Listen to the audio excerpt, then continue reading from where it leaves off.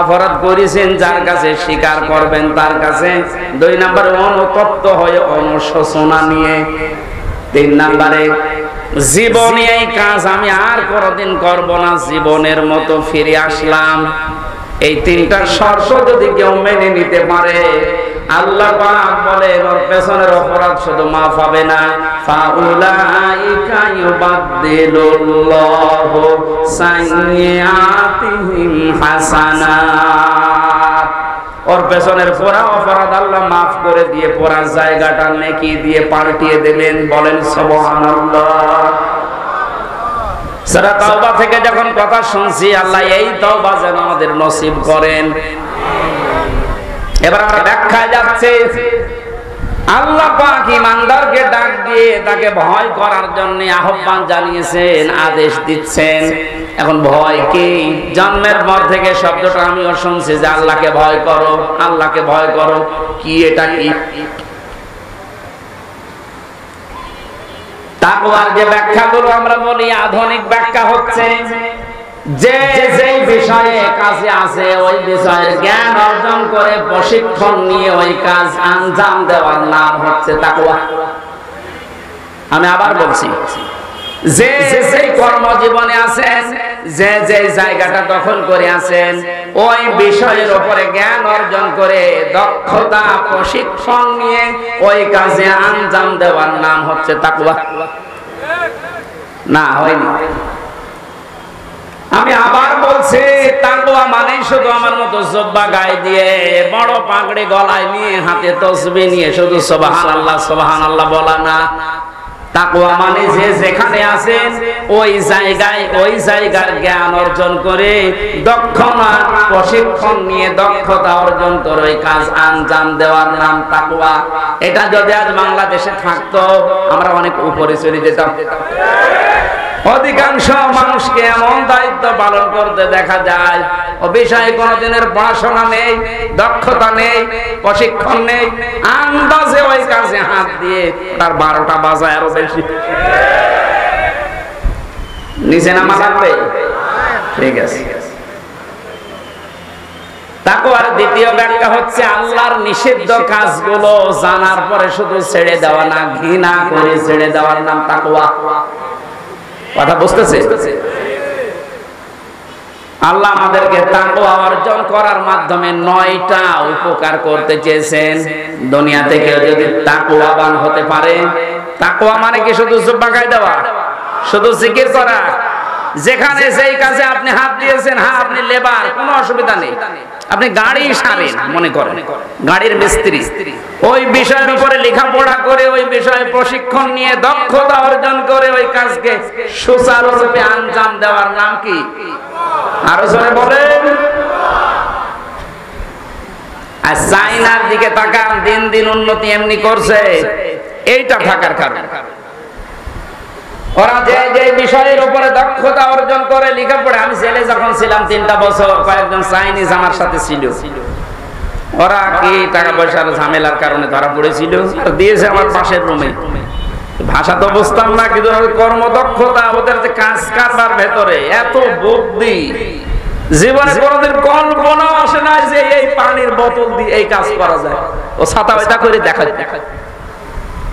তো এই বিষয়ের উপর লেখাপড়া আছে, কর্মদক্ষতা আছে এবং প্রশিক্ষণ নিয়েছে, এই জন্য দিন দিন ওরা উপরে উঠতেছে। আজ আমরা ওদের মতো যদি তাকওয়াটা বুঝতাম আর বাস্তবে কাজে লাগাতাম, আমার মনে হয় যে ষড়যন্ত্র কয়েকদিন আগে প্রধানমন্ত্রী শেখ হাসিনা যে আশঙ্কা করেছে বাংলাদেশ নিয়ে, পার্বত্য চট্টগ্রামের কয়েকটা জেলা, মায়ানমারের কিছু অংশ আর ইন্ডিয়ার কিছু অংশ নিয়ে সাদা চামড়ার যারা আছে তারা কিন্তু গোপন আন্দোলন চালাচ্ছে। এটা একটা স্বাধীন খ্রিস্টান রাষ্ট্র ঘোষণা দেবে। প্রধানমন্ত্রী 14 দলের সাথে গোপন বৈঠক করে যে কয়েকটা কথা শেষের দিকে জানিয়েছে, তার ভেতরে এটা একটা। ওনার আশঙ্কা যদি সত্যি হয়, আপনি চর্মচোখে দেখবেন এদের ভাগ হয়ে সুদানের মতো, দক্ষিণ সুদান, পূর্ব তৈমুরের মতো খ্রিস্টান একটা স্বাধীন রাষ্ট্র এই এলাকায় চলছে। এটা খুব ভালো সংবাদ নাকি?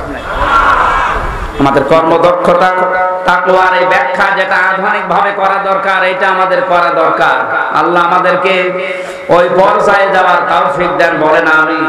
যে যে বিষয়ে আপনার ছেলেটা আপনার মেয়েটা যে বিষয়ে অভিজ্ঞতা ছোটকাল থেকে দেখবেন যেদিকে মন আছে ওই বিষয়ে আপনি তাকে তুলে দিন।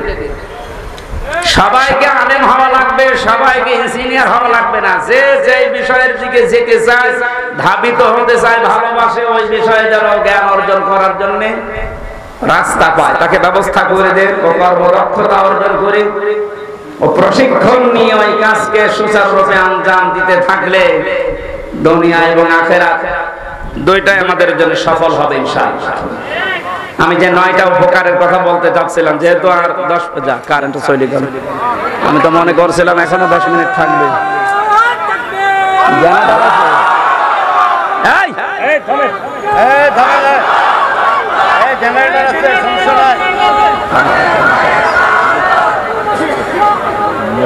আগে আর একবার একটু সাপোর্ট দিতে বারবার ঝামেলা করে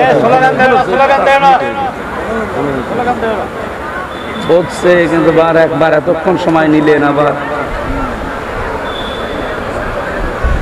সুবহানাল্লাহ আলহামদুলিল্লাহ লা ইলাহা ইল্লাল্লাহ, সুবহানাল্লাহ আলহামদুলিল্লাহ লা ইলাহা ইল্লাল্লাহ, লা ইলাহা ইল্লাল্লাহ মুহাম্মাদুর রাসূলুল্লাহ। আল্লাহুম্মা সাল্লি আলা সাইয়্যিদিনা মাওলানা মুহাম্মাদ।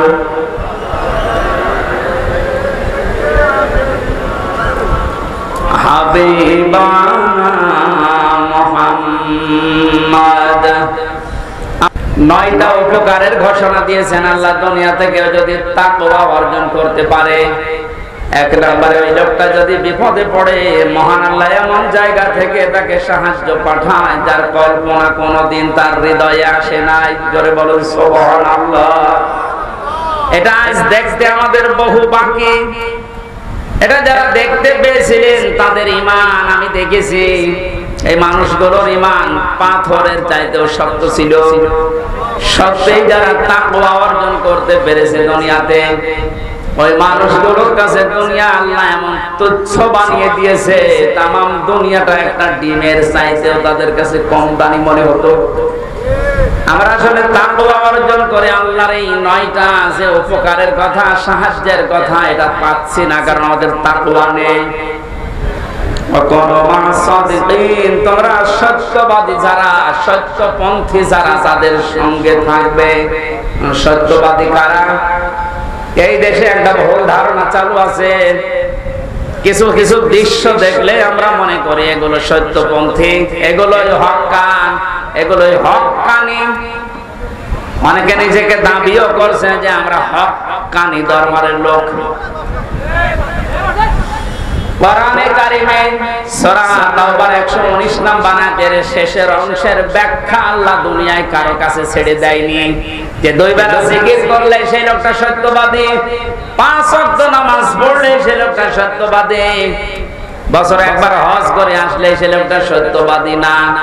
আল্লাহ পাক বলেন সত্যবাদী হওয়ার জন্য 10টা গুণ দুনিয়াতে তোর ভেতরে থাকা লাগবে। কয়টা? আরো জোরে বলেন।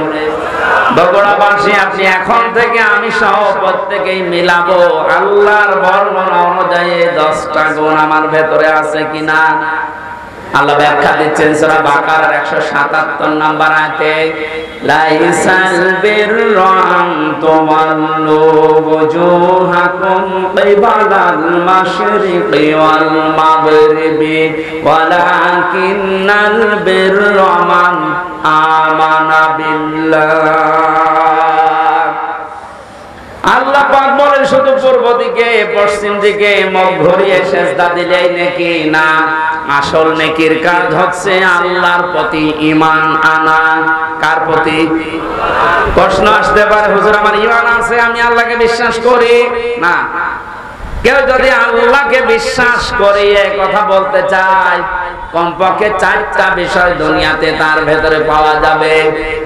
আপনি এবার মিলান তো আপনার ভেতরে আছে কিনা। ওই যে কায়দায় পড়িয়েছিল হুজুররা ছোটবেলায়, মাওলানা কায়দায় পড়িয়েছে আমাদেরকে, আমানতু বিল্লাহি কামা হুয়া বিআসমাইহি ওয়া সিফাতিহি আকাবিলতু জামিআ আহকামিহি ওয়া আরকানি। পড়াননি? উনি বলতে চেয়েছে আমানতু বিল্লাহ, যারা বলে আল্লাহ আমি তোমাকে বিশ্বাস করে, প্রথমে আপনাকে স্বীকার করাচ্ছেন কামা হুয়া, আমি এমন আল্লাহকে বিশ্বাস করি যার অস্তিত্ব আছে। কি আছে?